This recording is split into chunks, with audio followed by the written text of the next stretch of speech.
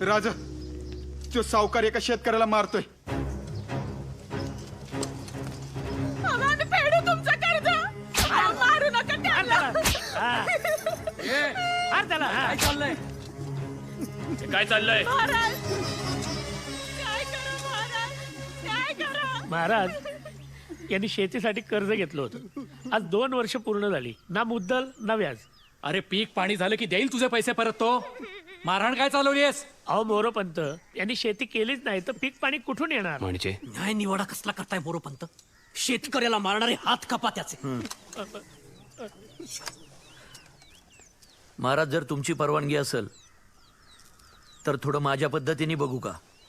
शेतकऱ्यांचं हित जपणारी कुठलीही पद्धत योग्यच. बोला तुम्ही.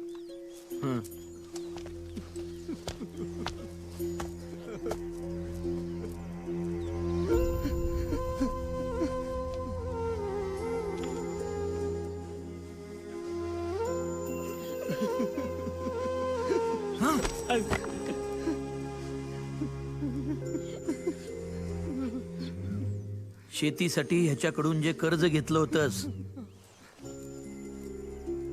त्याचं काय केलंस तू? हात जोडू नकोस. शेतकरी आहेस, येळ पडलीस तर इळा घे, खुरप घे, नाही तर कोयता. हात तोड समोरच्याचे, पण जोडू नकोस.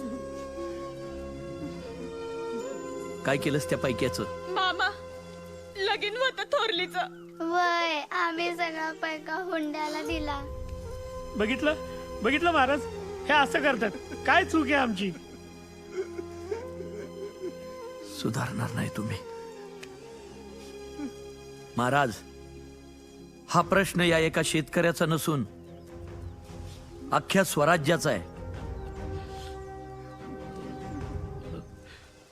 या सावकाराला शिक्षा करून तात्पुरता नाही तर समध्या स्वराज्याचा विचार करून काहीतरी कायमस्वरूपी तोडगा काढला पाहिजे.